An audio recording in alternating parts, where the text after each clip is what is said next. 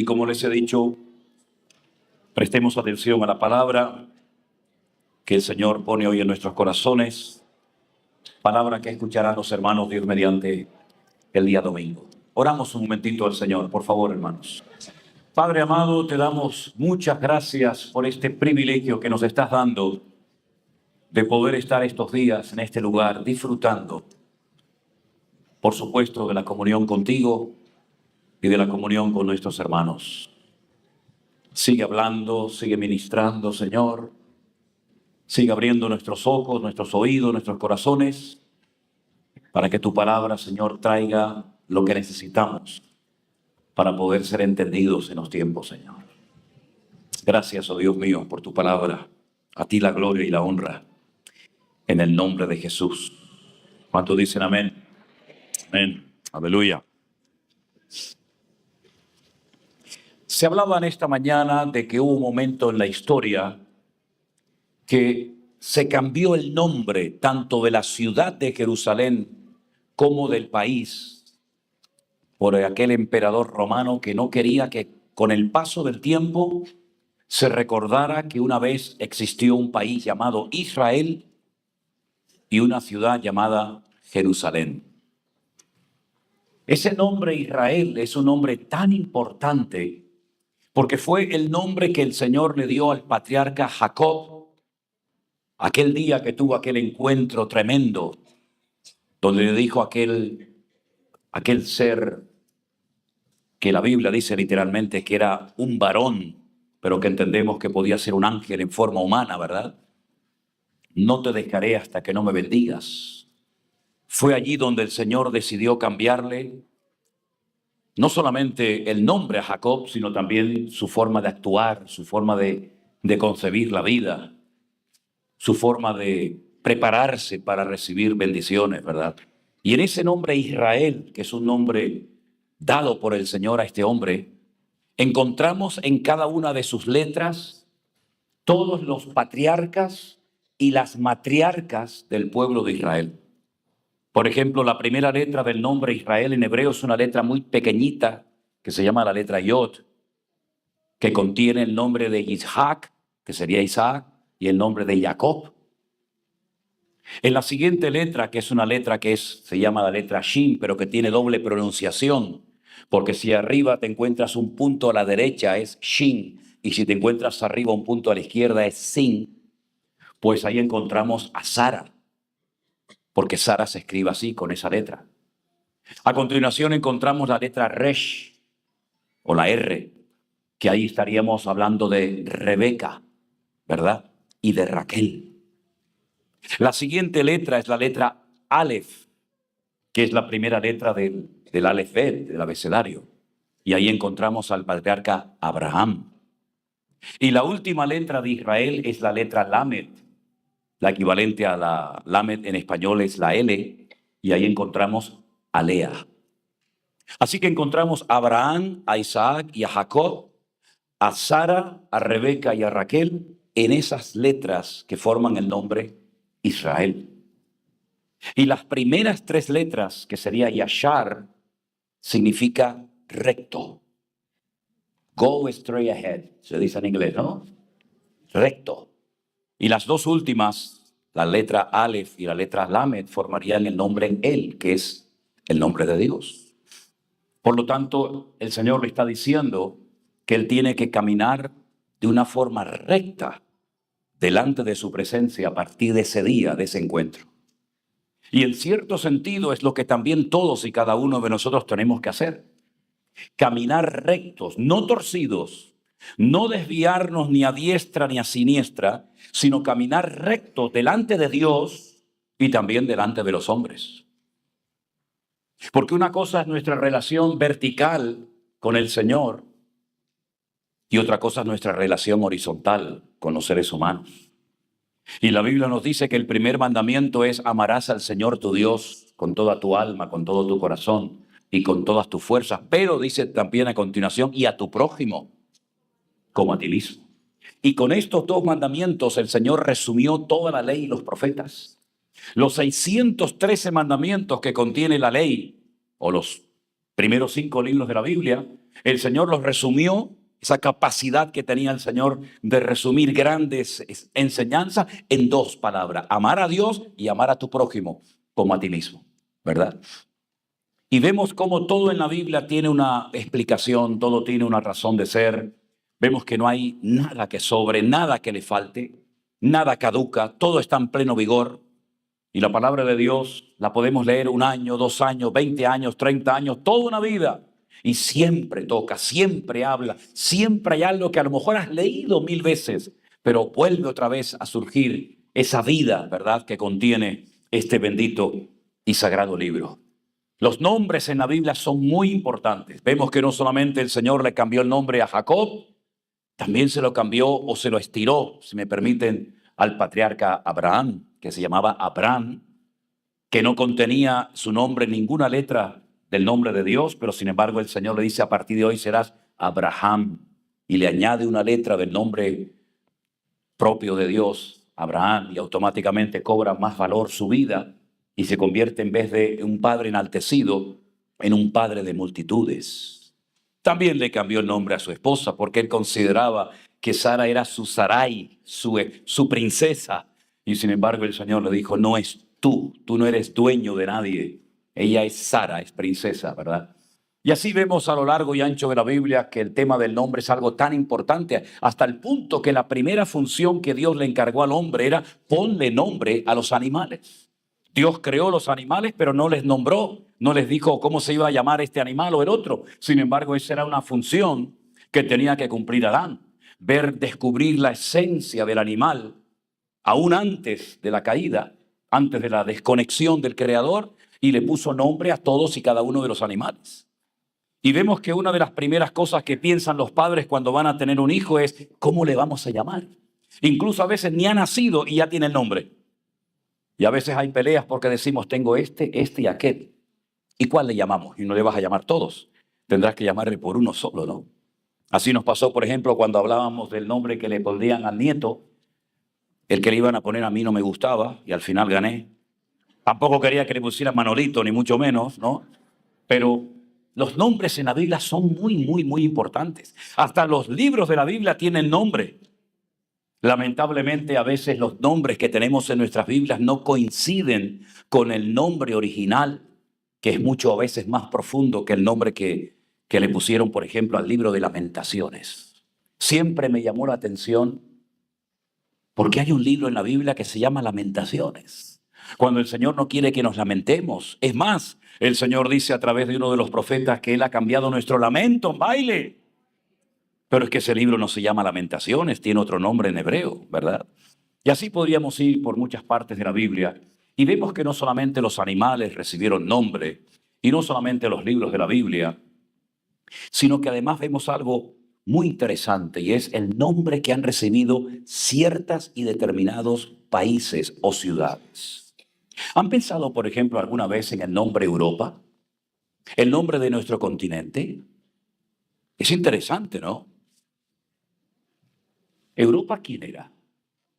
Europa era, en la mitología griega, una mujer muy hermosa que un día, recogiendo flores, encontró un buey hermosísimo, blanco, precioso, y comenzó a acariciarlo. Y saben, la mitología griega dice que ese buey blanco, hermoso y que se podía acariciar, era la encarnación del dios más importante de la mitología griega, como era Zeus, el dios de los dioses. El dios que utilizaba, por ejemplo, el rayo para castigar a los que se rebelaban contra él. El Dios que mantenía el orden en el cielo, en la tierra y en todas partes. Ese Dios se enamoró de Europa. ¿Y cómo conquistarla? La voy a asustar si me acerco tal y como soy. Entonces se humana, se encarna en la figura de un buey blanco hermoso. Y entonces aprovecha que Europa va al campo a buscar flores con sus amigas. Y entonces ve que Europa se acerca y comienza a acariciarlo, y lo ve tan manso y tan hermoso que se atreve a subirse sobre sus lomos. Y entonces Zeus dice: esta es la mía.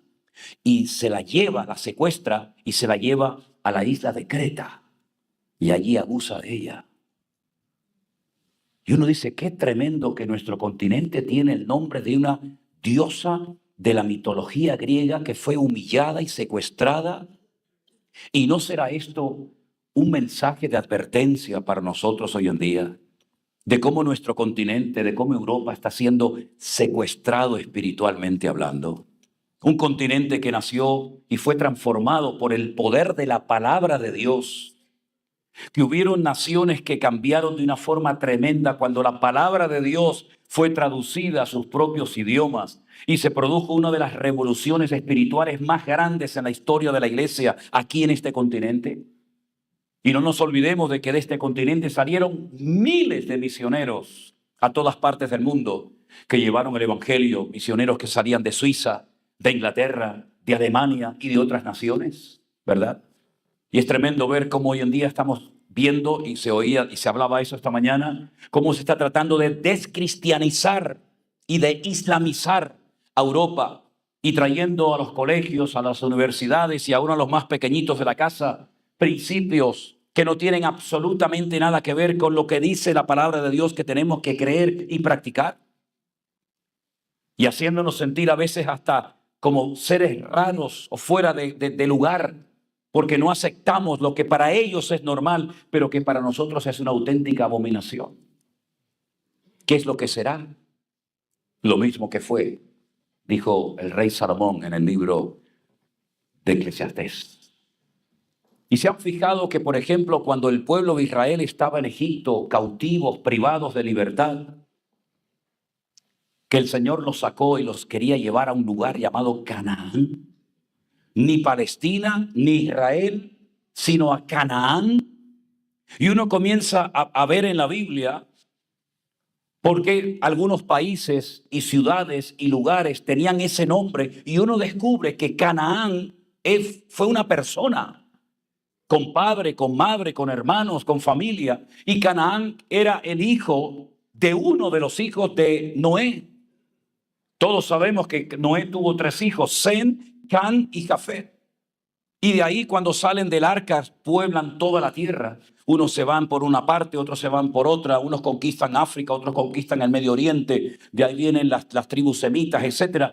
Y vemos que hay un momento en el que la Biblia nos relata que tenemos que acordarnos de lo que pasó en los tiempos de Noé, porque el Señor dijo que su venida tendría características muy parecidas a la época de Noé, pero dejando por un momento a un lado cómo era la generación y cómo era la gente en la época de Noé, pensemos en Noé.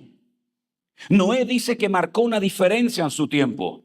Un hombre que no pasó desapercibido en su generación. Un hombre justo delante de Dios. Y Dios lo eligió, lo escogió para salvar a la humanidad a través de su vida. Un hombre justo, un hombre diferente a todos los demás. Un hombre que supo involucrar a su familia, a sus hijos, en la obra, en la construcción del arca. Y un hombre que se preparó durante mucho tiempo, porque creía que iba a venir un diluvio, que iba a destruir toda la faz de la tierra. Y dice la palabra de Dios que este hombre trabajó durante casi 120 años, pero no solamente trabajó construyendo barcos, sino buscando animales por todas partes, porque todo iba a ser destruido, la vida vegetal, la vida animal, los seres humanos, y tuvo que almacenar toneladas y toneladas de comida, de paja, de forraje, de agua, de alimentos para los animales y para ellos también. Y fue más el tiempo de preparación que realmente el tiempo que duró el diluvio, porque él realmente después de que terminó el diluvio estuvo como 1 año dentro del arca, pero estuvo 120 antes preparándose. Y es interesante notar que dice que cuando Noé salió del arca, planta una viña, luego ya la llevaba adentro, la siembra y extrae vino y se emborracha. El mundo está tratando de embriagarnos y de anular nuestros sentidos, porque el alcohol lo que hace es que te convierte en otra persona. ¿No han visto a los borrachos cuando se ponen a dirigir el tráfico? Les sale el policía que llevan dentro, ¿no? O se ponen a cantar. Uno de los mejores predicadores que he oído en mi vida era un borracho. Cada vez que se emborrachaba se ponía en la plaza donde vivimos allí en Tenerife a predicar. Y el tipo predicaba, pero de maravilla, pero borracho. Yo digo, ¿cuántos deberían de predicar como el borrachito? y se emborrachó y le dio un mal testimonio a su familia. Queriendo sin querer se emborrachó y dice que apareció desnudo completamente en su tienda. Y entonces vino Cam, se burló de su padre, se humilló, lo humilló, fue con el cuento y con el chisme a sus hermanos. Sus hermanos caminaron de espalda, cubrieron la desnudez de su padre, pero cuando despierta Noé y oye lo que ha sucedido, y parece como que hasta quiso abusar de su padre, Noé maldice al hijo de Cam. Dice, maldito sea Canaán. Y ahí pueden encontrar en el libro de Génesis como una persona que no existía, que no vivía en ese momento, fue maldecida aún antes de su nacimiento. Y cuando uno estudia y analiza a la luz de la palabra de Dios cómo eran los cananeos, eran terribles, terribles. Una promiscuidad sexual sin precedentes. Adoraban ídolos cuyas ofrendas, perdonen, eran con excrementos humanos. Eran gente depravada, gente sin moral, sin principios, sin temor de Dios en absoluto. Y a esa tierra terrible de cananeos, el Señor quiso llevar a su pueblo. Para que después digan que un creyente no puede vivir en victoria y ser luz y bendición en medio de una sociedad corrompida y depravada. Y la Biblia nos enseña que a esa tierra el Señor los llevó. Pero antes de entrar en la tierra prometida, la Biblia dice que dieron un rodeo. No entraron en línea recta, por así decirlo, desde Egipto, cruzando la península del Sinaí, pudiendo, por ejemplo, entrar por la franja de Gaza, por ejemplo. Pero no entraron porque dice que en aquellos tiempos vivía Amalek. Y Amalek era un enemigo terrible, muy fuerte, muy poderoso, pero muy traicionero. Porque no es el enemigo que ves venir de frente. No es el que da la cara, sino es el que se te mete en el campamento y no te has dado ni cuenta. Porque dice que ataca por la espalda, por la retaguardia. Ataca a los débiles. Ataca a los que no pueden seguir el ritmo del pueblo. Ataca a los ancianos. Es un personaje traicionero. Incluso dice la Biblia que fue el único enemigo natural que peleó contra el trono de Dios. Y el Señor le dijo, no olvides nunca lo que te hizo Amalek en el desierto. Destrúyelo en cuanto puedas, porque se levantó contra el mismísimo trono de Dios. Es la única vez que Moisés tiene que subir a lo alto de una montaña a orar, a interceder y a clamar para que Israel no sea despedazado por la potencia militar que Amalek era y representaba en aquel momento. Y dice la Biblia que era tal la presión espiritual, era tanto el cansancio que hasta Moisés, aquel gran varón de Dios, necesitó ayuda. Y le tuvieron que aguantar los brazos y sentarlo, porque no paraba de orar y de orar. Y en cuanto bajaba los brazos, automáticamente Amalek prevalecía por encima de las tribus. Es tremendo, tremendo. Cada enemigo que vivía en ese país tenía una estrategia diferente, porque el enemigo es camaleónico. Ahora usa la política, mañana usa la religión, pasado usa el arte, pasado usa la música, y se va transformando ese mismo ser terrible, malévolo, perverso, pero va cambiando las estrategias y adaptándose a los tiempos, ¿verdad? Y a veces es capaz, dice Pablo, hasta de disfrazarse y hacerse pasar por ángel de luz. Tremendo, ¿verdad? Y por eso tuvieron que dar un rodeo y entrar desde Jordania, desde Moab, cruzando primeramente, lógicamente, el río Jordán. Y cuando cruzan milagrosamente el río Jordán, y es que lo milagroso no podemos extraerlo de la Biblia. Si nosotros comenzáramos a quitar todo lo sorprendente, todo lo milagroso, todo lo extraordinario de la Biblia, nos quedamos sin libro. Me acuerdo una vez que le regalé a mi abuelo un libro que se llamaba algo así como Historias Maravillosas. Era un libro muy gordo con muchas ilustraciones de pasajes de la Biblia. Y cuando terminó de leerlo le pregunté, abuelo, ¿qué te pareció el libro? Eran todas, ya digo, historias de la Biblia. Y me dice, demasiado fantasioso, ¿no? Y digo, bueno, es que es así. Dice, no sé, cosas demasiado espectaculares. Digo, es que nuestro Dios es un Dios espectacular. Y la iglesia no puede prescindir de lo espectacular. Yo creo que una de las cosas que vamos a ir aprendiendo con el tiempo es que ya no podemos controlarlo todo. Es más, cuando ya nos comiences a controlar todo es cuando probablemente Dios está comenzando a hacer una obra que tú ni siquiera entiendes. Tenemos la tendencia los seres humanos de tener el programa, de decir esto, esto y esto, y ahí ya no hay cambio ninguno. Y el Señor dice, estoy harto de vuestros programas. Estoy harto de vuestros esquemas que muchas veces me dejan fuera y estáis más dispuestos a cumplir con un programa que realmente con lo que yo hoy podía haber hecho en tu culto, pero no me has dejado. Porque me has dicho esto es lo que hoy se hace aquí dentro. Como si fuéramos el dueño de la iglesia, cuando el dueño es Él. Y la Biblia dice que cruzaron el río Jordán de una forma milagrosa. Pero lo cruzaron primero los sacerdotes, los ministros de Jehová, los ministros de Dios. En otras palabras, hay gente que sigue y gente que tiene que ir en primera línea. Y nosotros hemos sido llamados para estar en primera línea. Y nosotros vamos marcando el paso de los que vienen detrás de nosotros. Espero que lo estemos marcando bien y dejando buenas huellas para que nos sigan nuestros hijos y los que vienen detrás de nosotros y puedan realmente tener un buen punto de referencia en nuestra vida, en nuestras palabras, en nuestros ministerios, etc. Y cuando el río Jordán fue abierto, cruzaron el río Jordán y entonces se fueron a un lugar llamado Gilgal. Porque dice la Biblia que todos los que habían nacido en el desierto, recuerden que habían muerto miles, todos aquellos de 20 años para arriba, que se habían quejado, que habían dicho la tierra no se puede, nos van a tragar, nos van a destruir, todos aquellos murieron uno detrás de otro en el desierto. 40 años muertos y muertos y muertos y muertos. Solamente un muerto entró en Canaán, solamente un muerto. ¿Saben quién fue? José. Estaba más vivo José que aquellos que criticaron la tierra del Señor, ¿verdad? Y se van a Gilgal porque dice que allí tenían que ser circuncidados. Volvemos a la pregunta de antes de la hermana. Porque los que habían nacido en el desierto no habían sido circuncidados. Y tuvieron que prepararse espiritualmente. Qué importantes son los tiempos de preparación antes de tiempos de actuación. Noé se preparó antes del arca. El pueblo de Israel se preparó antes de la salida de la esclavitud en Egipto, derramando sangre. Y vemos que en la Biblia hay tiempos de preparación. El mismo Señor Jesucristo pasó 30 años de preparación antes de lanzarse públicamente al ministerio. Elías estuvo preparándose, Eliseo estuvo preparándose, Josué estuvo preparándose, Moisés, David y tantos hombres de Dios en un tiempo largo y arduo de preparación antes de llegar un tiempo de actuación en el Señor. Y ellos tuvieron que prepararse espiritualmente, por dentro y por fuera.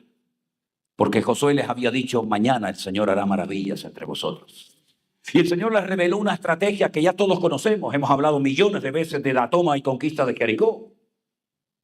¿Estamos dispuestos a que Dios nos revele planes y estrategias nuevas? ¿O ya lo sabemos todo? Ya tenemos a Dios encajado en nuestros esquemas, en nuestra teología, y parece como que ya no hace falta que tengamos mayor conocimiento, información. ¿Qué estrategia es esa, Josué? Dar vueltas alrededor de una ciudad. Es un disparate, es una locura. Nos van a ver. No podemos exponernos al enemigo. Van a contar, mira, 1, 2, 3, 100, 2,000, 4,000, 5,000. Ya está, ya sabemos cuántos son. Allí se quedaban las mujeres, los ancianos, los niños, los animales. Pero mira, estos son todos los guerreros. Son tantos. Es una locura exponernos al enemigo. Pero es lo que Dios ha dicho. Venga vueltas y venga vueltas. Pero dice la Biblia que días atrás, tiempo atrás, habían mandado unos espías a la casa de una prostituta llamada Rahab. Es interesante notar porque esa mujer, cuando recibe a los espías en su casa, en Canaán, ella era una cananea, prostituta, le dice a los espías, hemos oído lo que el Señor vuestro Dios ha hecho por vosotros. Cómo abrió las aguas del Mar Rojo y cruzasteis. Y cómo vencisteis a todos los enemigos que se levantaron contra vosotros en el camino hacia esta tierra. Y sabemos que el Señor vuestro Dios os ha entregado esta tierra. Y comienza a relatar noticias de hace 40 años. ¿Usted se acuerda de las noticias de hace 40 años? Ella se acordaba perfectamente. Es decir, que hacía 40 años ya se podía haber conquistado esa tierra, pero por falta de fe, por incredulidad, por un lamento innecesario, por un lloriqueo fuera de lugar, perdieron 40 años de su vida. ¿Cuántos años ha perdido la iglesia, hermanos? ¿Cuántos años hemos perdido? Y la cruda realidad es que a muchos de nosotros nos queda menos de lo que ya hemos gastado. Sabemos lo que hemos gastado, pero lo que nos queda solamente Dios lo sabe. Pero ellos se prepararon y entonces le dijeron a Rahab, si tú nos revelas nuestro día de ataque y nuestra estrategia, te guardaremos. Y dice la Biblia que cuando fue tomada la ciudad de Jericó, ella vivía, y lo dice textualmente el libro de Josué, vivía entre muro y muro. Era como dos círculos concéntricos, uno exterior, entre muro y muro vivía ella, y después había otro círculo interior. Ella vivía entre uno y otro. Y cuando cayó y fue tomada la ciudad, la Biblia dice que su casa permaneció mientras que todo se derrumbaba. Porque la Biblia dice, caerán a tu lado 1000 y 10.000 a tu diestra, mas a ti no llegará, por cuanto has confiado en Jehová tu Dios. Y el Señor la protegió de una forma maravillosa. Y es interesante notar cómo esa mujer cananea, que practicó la prostitución años de su vida, logró rehacer su vida. Porque no hay pecado que Dios no pueda perdonar cuando hay genuino arrepentimiento. Porque no hay vida que no puede ser transformada por el poder de nuestro Dios. Porque no hay corazón lo suficientemente endurecido para que Dios no lo pueda ablandar y transformar en un corazón de carne y no de piedra. Y ella tuvo una genuina conversión al Señor. Ella se convirtió al Dios de Israel, al Dios de Abraham, de Isaac y Jacob. Y ella logró casarse con un israelita llamado Salmón. Con un israelita, no con un pescado que se llamaba Salmón. Y su vida cambió radicalmente, y la de su familia también, por cierto. Y la Biblia nos enseña que al poco tiempo quedó embarazada. Y cuando da a luz, tiene un hijo varón. Y lo llamó nada más y nada menos que Booz. Con Z, Booz. ¿Eres capaz de decir con Z? Booz. Pero no escupas, ¿eh? Booz. Y resulta que Booz se convirtió en un terrateniente tremendo, con unas tierras maravillosas y fértiles, nada más y nada menos que en Betlehem, en la casa del pan, o en Belén. Y con el paso del tiempo, por allí apareció, ¿verdad?, una mujer moabita, llamada Ruth, una viuda, sin presente ni futuro, pero que logra casarse con el hijo de Rahab, la ramera, o la ex ramera, y con Salmón. Y Ruth y Booz tuvieron un hijo que se llamó Obed. Y Obed tuvo a otro que se llamó Isaí. E Isaí tuvo 7 hijos. Pero el más conocido, sin lugar a dudas, fue David. Y de ahí arranca todo el árbol genealógico que nos lleva nada más y nada menos que al Rey de Reyes y Señor de los Señores, llamado Jesucristo el Mesías. Aleluya. Gloria a Dios. Gloria a Dios. Noé maldijo a Canaán, pero cuando entró el pueblo de Dios en Canaán, convirtió la maldición en bendición. Y por eso no tenemos que tener miedo del pasado, de lo que fueron tus antepasados, de lo que hizo tu padre, tu abuelo, tu bisabuelo, tu primo, tu sobrino, sino que el que está en Cristo es nueva criatura. Las cosas viejas pasaron, he aquí todo es hecho nuevo, dice la palabra de Dios. Bendito sea Dios. Dios quita nuestro pasado, lo borra. ¿Cuántos saben Romanos 8 de memoria? El capítulo entero me refiero. Un montón de ustedes, ¿sí o no? Estoy seguro que ni la muerte, ni la vida, ni ángeles, ni principados, ni potestades, ni lo presente, ni lo porvenir, ni lo alto, ni lo presente. Y ahí hay un montón de cosas, pero falta la palabra pasado. Lo presente, lo porvenir, sí. Principados, potestades también, pero pasado no. ¿Por qué? Porque el pasado ha sido perdonado y borrado por nuestro Señor Jesucristo. Somos nuevas criaturas. Ya no somos víctimas de lo que otros hicieron en el pasado. Hablando de hermanos de Chile. Cuando fui la primera vez a Santiago de Chile a predicar, ya lo conté una vez, estaba en una plataforma enorme con un montón de pastores, una iglesia gigantesca, y me dice el pastor antes de predicar, usted viene de España, ¿verdad? Y yo le dije, sí. Dice, ay, pastor, sería muy bueno que hoy usted aprovechara la oportunidad para pedirle perdón a la iglesia. Es la primera vez que iba. Digo, pero ya metí la pata y aún no he subido ni al púlpito, no he dicho ni mu, y ya tengo que pedir perdón. Imagínate cuando empiece a predicar. Me dice, no, pero tiene que tener en cuenta, pastor, que ustedes nos robaron el oro. Digo, yo. Y nos violaron a las mujeres. Me dice, si yo no violo ni a mi mujer. No, pero usted tiene que entender y vuelta que darle. Digo, bueno, venga, va, yo le pido perdón. Si así se queda contento. Subí al púlpito y antes de predicar digo, hermano, vengo de España, quiero pedirles perdón por haberles robado el oro, por no sé qué. ¿No? Mira, empezó la gente a llorar. Y yo digo, pucha, ¿qué pasó aquí ahora? Pasaron 2 o 3 viejitos ancianos, me abrazaron, pastor. Hoy se ha roto algo que yo tenía contra ustedes, los españoles. Y yo digo, pero hombre, si usted tenía algo contra los españoles, es usted el que me tiene que pedir perdón a mí, no ya usted, hombre. ¿Entiende? Increíble, increíble. También nos pasó en Bolivia, en un mitin político que me metí, y desde la plataforma, el que estaba allí predicando, dice, en una multitud enorme, ¿eh? Ustedes, sí, ustedes dos, sí, los blanquitos, me decía. Y yo miraba, sí, ¿ustedes de dónde son? Y no se me ocurre otra cosa que decir que vengo de España. Ya después decía que venía de Canarias, de unas islas que habían guanches, que los mataron los asquerosos y los cerdos españoles y todo eso, ya quedé bien. Y dijo, ahí están, esos son los que nos violaron y nos robaron. Yo digo, otra vez, pero ¿dónde robé yo? ¿Dónde robé yo? Tremendo, ¿no? Señor, ¿quién pecó? Porque este hombre no tiene el globo ocular, tiene la cuenca vacía. Esto es terrible.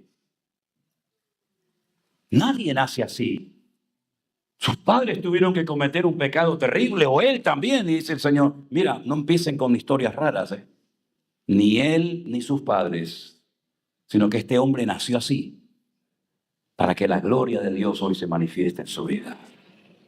Porque los hijos no llevarán los pecados de los padres, ni los padres llevarán los pecados de los hijos, sino que el alma que pecare, esa morirá.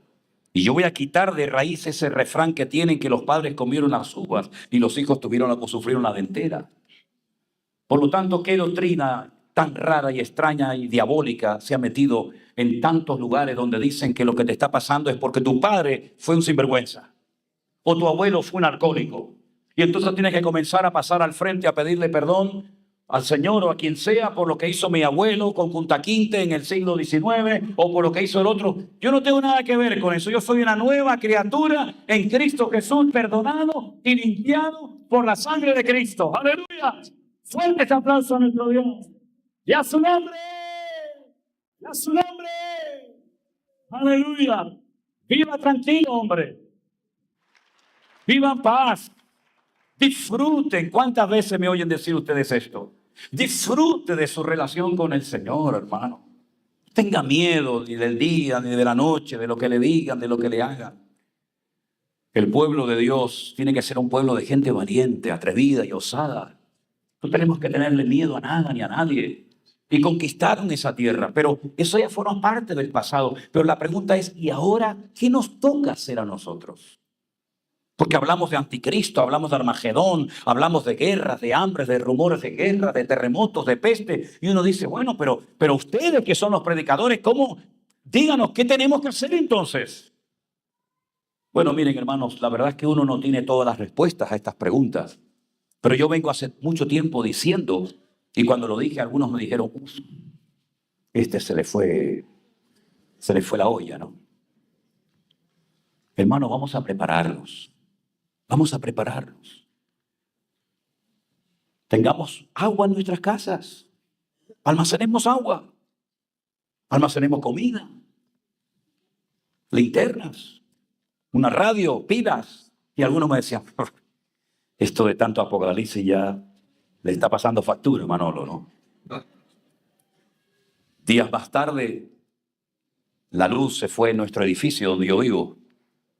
Y los motores no funcionaban y no subían el agua a los edificios. Pero yo tenía agua en abundancia. Yo no tenía problema. Yo me reía de los que, no tenemos agua. Digo,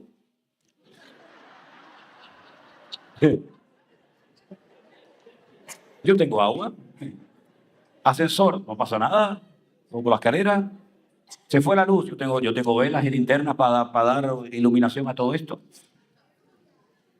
Y si no se usa, no pasa nada. Ahí está. Ahora resulta que están hablando en televisión, en Francia, en Inglaterra, en España también, de que tenemos que tener el kit de supervivencia. A mí me gustaría saber qué van a poner algunas en ese kit. La pintura de labios, la pintura de las uñas, el cepillo, la lima para las uñas. No, eso no es un kit, eso es una vanidad. ¿Eso qué cosa es? ¿Qué vas a poner en el kit, hermanita? O hermanito? El teléfono, la PlayStation. Qué tremendo, ¿no? Qué tremendo. ¿Haremos mal en ser prevenidos? ¿Haremos mal en ser cautos y decir, oye, ¿y si algún día se va la luz? Nos vino una vez una tormenta tremenda, era un domingo de resurrección, me acordaré toda mi vida. Murieron personas en Tenerife ese día, una lluvia, 350 litros por metro cuadrado en menos de una hora. Fue terrible, ese día fue terrible en Tenerife. Estuvimos varios días sin luz. Me llamaban hermanos al teléfono, no teníamos nada. La única forma de tener algo de contacto con el mundo externo era una pequeña radio que yo tenía, que sería bueno que también la tuviéramos, aunque fuera de pila, no pasa nada, ¿no? En otras palabras, estas cosas cuando se comentan, hay gente que puede decir, pero bueno, ¿dónde está la fe? Bueno, es que la fe no implica el no prepararse. Dice la Biblia en Hebreos capítulo 11, por la fe Noé se preparó. Y no es que se preparó porque no tenía fe, al contrario, se preparó porque tenía fe. Y nosotros vivimos en un tiempo en el que sentimos, y me cuesta mucho describir con palabras a veces lo que uno siente, como que algo va a ocurrir, algo va a suceder. Hoy escuchábamos de lo de Ceuta, de lo de Melilla, de lo de los marroquíes y todo esto. Días antes de la firma de la solución final, muchos judíos de aquel tiempo dijeron, ¿cómo se van a meter con nosotros si muchos de nosotros hemos sido los mejores soldados en la Primera Guerra Mundial? Alemania es el país de la cultura, de la filosofía, son gente culta, no son como los pueblos de alrededor, son gente... Y fíjense lo que pasó. Incluso cuando los llevaban a los judíos a los campos de concentración, ¿verdad? Pensaban que iban a ser tratados y llevados a hoteles de 5 estrellas, respetando que eran banqueros, filósofos, grandes músicos, grandes poetas, y fueron llevados como cordero al matadero, ¿verdad? La Biblia nos enseña de que tenemos que estar preparados para los últimos tiempos. Pero por supuesto lo primero y fundamental es preparados espiritualmente. Ser autodidacta, no depender de un pastor. No estar enganchados allá a un ministerio como que parece que el pastor es como una especie de papa, ¿no? Una especie de gurú que tiene todas las respuestas y todas las soluciones. No. Conectados y enganchados a Dios, a Él, a su palabra. Como aprendimos en los días de la pandemia, ¿se acuerdan? Cuando muchos se quedaron encerrados en sus casas y decían, ¿y ahora qué hacemos? Nosotros ya sabemos lo que tenemos que hacer. Porque hemos aprendido en aquellos tiempos que fue una prueba, que fue un test, ¿verdad? Que yo creo que aprobamos con buena nota, que el mundo puede cambiar en una hora. En una hora. Los que iban a América a una vida nueva se hundieron en el camino en el primer viaje del Titanic. ¿Quién se lo iba a decir? Los que estaban trabajando ese día en las Torres Gemelas, ¿cómo se iban a imaginar que esas moles que tardaron años en construirlas, los americanos iban a derrumbar en una hora? ¿Quién iba a pensar, queridos hermanos, que cuando vino aquel tsunami que mató a 350,000 personas, quién iba a pensar ese día que era domingo, que muchos hermanos también iban a sufrir aquel desastre natural que ha sido el segundo desastre más fuerte de la historia de la humanidad después del diluvio de los días de Noé, que movió hasta el eje de la tierra unos cuantos grados? ¿Qué nos va a decir a nosotros, hermanos, que siempre vamos a tener esta libertad y esta tranquilidad para predicar el evangelio? Hay hermanos nuestros que están muriendo en este momento y derramando su sangre por la fe en el Señor Jesucristo. Es muy fácil ser cristianos, ¿verdad? En estas partes del mundo, con cocoteras, con palmeras, con sol, con coche, con todo, pero todo puede cambiar de un momento a otro. Y esto no digo esto para asustarles, no digo esto, al contrario, digo esto para que sepan que la palabra que predicamos y creemos, en algún momento se va a cumplir todo lo que hemos leído. ¿O es que no ha habido hermanos nuestros que lo han perdido todo y han tenido que salir con lo opuesto? ¿Es que no ha habido hermanos nuestros que han muerto quemados, crucificados, aserrados, apaleados, torturados? ¿Sí o no? Claro que ha habido. Y dice que incluso hasta renunciaban al rescate. No paguen el rescate, hágame el favor. Pero si no pagamos el rescate, te matan. Pues que me maten. Así tendré mejor resurrección y más recompensa. Madre mía, qué lejos estamos nosotros de aquella gente, ¿no? Así que, mis queridos hermanos, lo que no nos puede pasar a nosotros bajo ningún concepto es que nos vayamos apagando. Ya sé que la vida nos cambia, ¿eh? Ya sé que uno se deteriora, que uno se gasta, que uno se hace todo eso. Pero espiritualmente tenemos que estar más animados y más fortalecidos y más avivados y más entusiasmados que nunca en la historia desde el día que conocimos al Señor. ¿Cuándo dicen amén? Vemos en la palabra de Dios no solamente personajes, sino iglesias. Porque algunos pueden decir, bueno, pero esos son gente del Antiguo Testamento, como Sansón o como Saúl. No, no, no. De iglesias. Tengo contra ti que has dejado tu primer amor. Y esa es una iglesia, ¿eh? Esa no es la tribu de Isaacar o de Zabulón o de Neftalí. Es la iglesia de Éfeso. Una iglesia que fue fundada por Pablo. Qué privilegio, ¿eh? Hechos capítulo 19. ¿Cómo nació la iglesia? De una forma muy atípica. ¿Ustedes en qué fueron bautizados? ¿O cuándo recibisteis, perdón, el Espíritu Santo? ¿El qué? El Espíritu Santo. Dice, nunca hemos oído hablar del Espíritu Santo. Entonces, ¿ustedes en qué fueron bautizados? Porque hay 7 o 9 bautismos en la Biblia. Nosotros no hemos oído nunca hablar de ese tema. Pero vamos a empezar de cero. Y así nació con un grupito pequeño, una iglesia que llegó a ser madre de iglesias y que fue pastoreada por Pablo 2 años. Qué privilegio, Dios mío, tener a este tremendo hombre de Dios al frente de la iglesia 2 años. Pero cuando él se va, el que se queda, pues había sido entrenado y discipulado de una forma tremenda, nada más y nada menos que Timoteo, al que él consideraba su hijo, al que engendré, ¿verdad? En mis prisiones. Y allí estuvo Priscila y Aquila. Y allí estuvo María, la madre del Señor Jesucristo, que murió en Éfeso, con Juan, el que la recibió en su casa. Y estuvo Tíquico, y pasó Apolos. Y los mejores ministerios de la época, lo mejor de lo mejor, estuvieron ministrando en la iglesia de Éfeso. Pero cuando el Señor se dirige a la iglesia en Apocalipsis capítulo 2, le dice, habéis trabajado, es verdad, habéis sufrido, habéis probado a los que se dicen ser apóstoles y los habéis hallado mentirosos. Y habéis trabajado por amor de mi nombre y no habéis desmayado. Pero, ay ese pero tengo contra ti que has dejado tu primer amor. Y el Señor llama a la iglesia de Éfeso al arrepentimiento. A veces utilizamos el arrepentimiento para hablarle al pecador, al que no conoce al Señor, al desobediente, al descarriado, al rebelde. Pero también hay un arrepentimiento que la iglesia tiene que experimentar en su vida. Arrepentirnos por no haber vivido más unidos. Arrepentirnos por no haber orado más. Arrepentirnos por haber subido al púlpito sin antes haber estado en la presencia del Señor.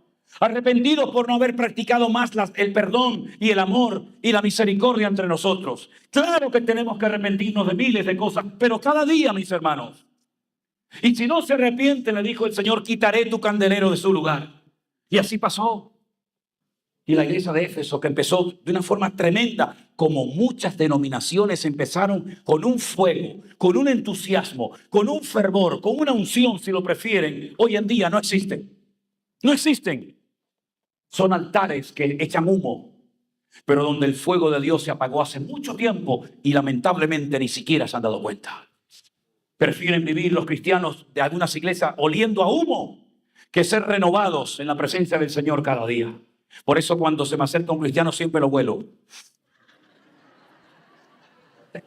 Digo, este huele a humo. ¿Saben que lo vi en Israel muchas veces? Fuimos una noche a la casa de un rabino, amigo nuestro en Israel. Y el día del Shabbat es un culto. Venga a cantar y venga a leer la Biblia y venga a orar. Y es como si fuera un culto realmente, pero familiar. Y entonces el padre en la cabecera de la mesa comienza a llamar en un momento de la cena a cada uno de sus hijos, les impone las manos, los bendice, ora por ellos, después pasan las hijas, pasa la esposa. Es algo realmente precioso. Precioso. Y cuando pasó uno de sus hijos, que era chiquitito, le coge la cabeza y lo olió. Y le dice, no has leído la Biblia, ¿eh? Y el hijo dice, no, papá. Y yo le dije a Elena, digo, che, ¿cómo le huele la cabeza a un tío que no lee la Biblia? ¿Cómo le huele? No leíste la Biblia. ¿Será que no se lavó? Yo qué sé. No sabe los versículos que tocaban para hoy, ¿verdad? Dice, me parece, y el padre pegó un puñetazo una vez y dice, ¿cómo que me parece? ¿Sabes o no sabes? Y yo digo, madre mía, si fuéramos así en la iglesia, a ver, pongan la cabeza. Fuera, pongan la cabeza. Algunos dirían, vete a bañarte. Tremendo, ¿no? Tremendo. La iglesia de Éfeso se apagó. Qué lástima cuando una iglesia se apaga, ¿eh? Cuando entras y dices, Dios mío, lo que fue esto. el avivamiento que hubo en este lugar y que hoy en día sea una discoteca, que hoy en día sea una mezquita musulmana. Y en este lugar predicaron hombres de Dios que pusieron a Inglaterra de rodillas. Y la gente prefería ir a las iglesias que ir a las tabernas o a los centros de prostitución y libertinaje. Y que hoy en día el fuego ya no está en este lugar. Qué tremendo, ¿no? Que no nos pase nunca eso a nosotros, hermano.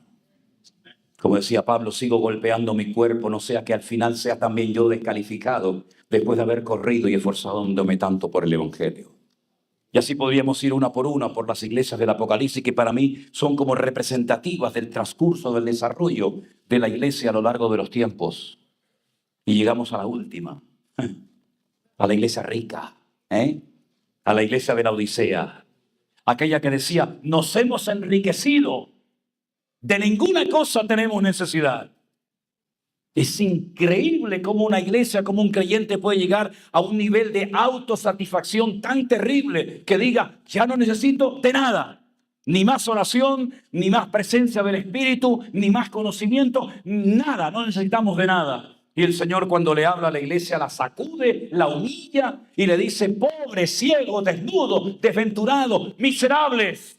En otras palabras, no coincidía el concepto que ellos tenían de sí mismos, que el concepto y la opinión que el Señor tenía de la iglesia de la Odisea. Compren oro, compren, unjan los ojos con colirio para que puedan ver. Pero ahí viene algo que solamente aparece una vez en la Biblia. Y es el vómito de Dios. Me producís náuseas. Ojalá fuerais fríos o calientes, dice la Escritura. Por lo menos ya te has definido, ¿no? Pero vivís en una indefinición total y absoluta. Ni estás dentro, ni estás fuera, ni te consagras al Señor, ni pecas a gusto en el mundo. No sabes ni dónde estás. Estás ahí perdido. No hay nada peor que un cristiano perdido en el templo, perdido en la casa de Dios, ¿verdad? Y le dice, he aquí yo estoy a la puerta y llamo. Si alguno oye mi voz y abre la puerta, entraré a él, cenaré con él y él conmigo. Habían perdido lo más grande que puede tener una iglesia, un ministerio, una denominación. Es la presencia del Señor. Oye, que no tenemos un púlpito de metacrilato, no pasa nada. Que no tenemos buenas guitarras, buenos instrumentos, buenos equipos de sonido, buenos salones, no pasa nada. Pero tenemos la gloria de Dios. Estos no tenían la gloria del Señor, pero dice que eran ricos. Dicen ellos que no tenían necesidad de nada. Y habían dejado al Señor en la puerta, hablamos metafóricamente, ¿verdad? Y no se habían percatado, no se habían dado cuenta de que el Señor ya no estaba entre ellos. Y entonces, ¿a quién le cantaban? Porque yo pregunto cuando cantamos aquí arriba, ¿a quién le cantamos? ¿A quién le cantamos, hermanos? A nuestro Dios. Pero si Él no está, entonces, ¿qué estamos haciendo aquí dentro? Un teatro, un circo, un entretenimiento. Algunos vienen a buscar al novio, a la novia, al marido, al rico, a la rica. No, no venimos a vernos las caras. Venimos a honrar al Rey de Reyes y Señor de los Señores, porque Él está aquí con nosotros en esta noche. Aleluya. Pero la iglesia de la Odisea perdió la presencia del Señor. Qué terrible, ¿no? Qué terrible. Y una pregunta. Y nos puede pasar a nosotros. Porque da la impresión que cuando uno lee cosas en la Biblia, eran cosas que le pasaban a ellos. Pero a nosotros no. A nosotros no nos puede pasar la frialdad, la falta de amor y de apego a la palabra de los Efesios. No, eso a nosotros no. A nosotros no nos puede pasar lo que le pasó a David cuando se asomó a una ventana y vio a la vecina. Ya. A ti no te pasa. Ya. Tú no hace falta que te asomes a la ventana, pones el teléfono y ya lo tienes ahí. No, a mí no me puede pasar lo de Pedro, que negó al Señor, ¿no? ¿Y cuántas veces hemos negado al Señor, si no con palabras, por lo menos con nuestras acciones, hermano? Y lo que le pasó a la iglesia de Corinto, niños en Cristo inmaduros, con celos, envidias, divisiones internas. ¿No sois carnales y andáis como hombres? No, eso solamente fue para los corintios. Y las peleas que hubo en la iglesia primitiva por la comida. El primer problema que surgió en la iglesia primitiva no fue por la doctrina. No fue porque el pastor se equivocó y dijo un texto que no existía o lo mencionó equivocadamente. Fue por la comida. ¿Saben lo que le dije hoy a los pastores en la reunión? Les voy a revelar un secreto. Y aquí os digo un misterio. Digo, mira, ¿sabes qué? Ahora hay aquí un ambiente guapísimo. Facilísimo cantar, predicar. Está todo abonado, todo rico. Pero si aquí nos quedáramos a vivir un par de meses, terminábamos a trompadas. No, eso fue en la iglesia primitiva, pastor. A mí me da igual si la comida está fría o caliente. Ya. Es que el colchón es muy... Ya, pero espérate, que llevas un día. Como tú llevaras aquí una semana, tú no aguantas en ese colchón ni un mes. Y al final terminaríamos exactamente igual. Por lo tanto, mis queridos hermanos, no bajemos la guardia. Porque es verdad que lo mejor está por venir, pero no nos engañemos. Y lo peor también. Y probablemente nosotros veamos cosas que no se han visto nunca, en lo bueno y en lo malo. Porque dice la Biblia que donde abunda el pecado, sobreabunda la gracia. Pero para que sobreabunde la gracia tiene que abundar también el pecado. Y el trigo y la cizaña crecen juntos. Y por eso tenemos que definirnos y aclarar nuestras ideas y mantener nuestras posiciones y no dejarnos arrastrar por la corriente de este mundo. Porque el mundo está como loco por arrancarnos la bendición de nuestros corazones. Pero detrás de todo esto, no mires a un partido, no mires a un gobierno, no mires a una persona. Está el mismísimo infierno que nos odia. Porque sabe que las personas más importantes y más problemáticas para él en este mundo somos nosotros los cristianos. Y como siempre he dicho y lo reitero, que Satanás es un ser tremendamente frustrado y amargado, porque todo le ha salido mal y sabe que él va a terminar perdiendo la guerra. Un personaje que fue expulsado de la presencia de Dios. Dios mío, qué privilegio tuvo este ser. Es la única vez que Dios dice, acabado en hermosura, el sello de la perfección. Cuando tú ves cómo lo vistió a este personaje, que es como un anticipo de las vestiduras del sumo sacerdote, y miras todas las piedras preciosas que le puso y dice el sello de la perfección, es hermoso por todas partes donde lo mires. Al hombre lo creó desnudo, sin embargo a este lo vistió de una forma espectacular y lo expulsa de su presencia. Desde ese momento que fue expulsado, excluido para siempre de la presencia del Señor, todo le ha salido mal. Todo le ha salido mal. Se quedó sin autoridad en el mundo espiritual, o la que tiene es tremendamente limitada. Sabe que le queda poco tiempo además. Sin padre, sin madre, sin amigos, sin iglesia, sin pastor, sin cobertura espiritual, errante de un lugar a otro, ahora está aquí, mañana está allá. Todo le sale mal. Ataca a Job y Job lo avergüenza. Tienta al Señor y el Señor le dice al Señor tu Dios adorarás y al solo servirás, etcétera, etcétera. Y vemos, queridos hermanos, esa lucha en el mundo espiritual. Y él sabe que mucho de lo que tenemos nosotros, él lo podía haber tenido. Podía haber tenido toda la paz y el gozo y la alegría del mundo, pero ya nunca más la tendrá. Y por eso quiere robarte el gozo de tu corazón. Y quiere que bajes la guardia y que vivas de las glorias de otros. Pero eso no va a pasar con nosotros, amén, hermanos. Nosotros vamos a poner la mano en el arado y decir, Señor, lo que tú nos indiques que tenemos que hacer, lo haremos. Y por eso creo que la finca que el Señor nos permitió adquirir en Alicante no solamente va a ser una finca para retiros y campamentos. No, hay mucho más que eso. Probablemente sea un lugar donde muchos hermanos tengan que refugiarse cuando lo pierdan todo. Y probablemente será un lugar donde gente que con una pensión de miseria, como las que existen en España hoy en día, tendrán que unirse 4 o 5 hermanos y compartir y aprender lo que es la hospitalidad y la generosidad entre hermanos. Y se me parte el alma cuando me enteré un día que un pastor de más de 40 años de ministerio en una iglesia en Tenerife terminó casi en la mendicidad, en la mendicidad, ¿se dice? En la indigencia. Porque mientras eres útil y tienes fuerzas, eres bueno. Pero cuando ya no tienes fuerzas, ni siquiera para aguantar un micrófono en tu mano, hay que buscar a otro. Hay que traer un renuevo a la iglesia. Y el renuevo no viene porque cambias a uno y pones a otro. El renuevo viene cuando nos plantamos delante del Señor y decimos, Señor, dame vida, ayúdame y fortaléceme para seguir fiel hasta la muerte y recibir así la corona de vida. Y la iglesia probablemente esté en la recta final de los tiempos. Por eso, no nos quedemos sin aceite, por favor, hermanos. No nos quedemos sin aceite. Si tienes que irte una semana a descansar y a renovarte, vete una semana a descansar. Si veis a vuestro pastor cansado o ojeroso o que está estresado, oye, vete a descansar una semana, 15 días, vete a donde quieras, vete a un crucero al Caribe, vete a la casa de Jeremías en San Francisco, la casa de Cristina en Clearwater allí, vete con Osman a Colombia. Pero cuidado con... bueno. Ya traes la guitarra, de paso me la vuelves a traer, ¿no?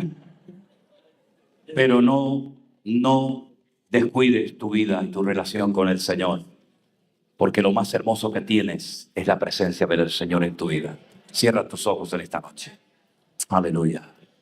Descansen bien esta noche para que mañana el Señor siga tratando con nuestras vidas y trayendo palabras a nuestros corazones. Aleluya. Gracias, Señor Jesús. Dele gracias al Señor y dígale, Señor, renueva mi vida. Vamos a cantar esa de otra vez que todos los profetas. Ayúdanos, Señor, a mantenernos firmes, sin titubear en tu palabra, en tus caminos. Y síguenos usando hasta el último momento que tú nos llames a tu bendita presencia, Señor. Renueva nuestras fuerzas y que nunca el fuego se apague en el altar de Dios, sino todo lo contrario. En el nombre de tu amado Hijo Jesús. Vamos, Saray. Pedimos todo. Ponemos la música, el piano, el teclado y nos ponemos todos de pie en esta noche.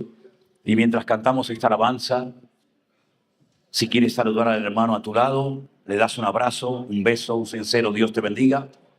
Mientras nosotros cantamos esta alabanza a nuestro Dios en el día de hoy. Aleluya.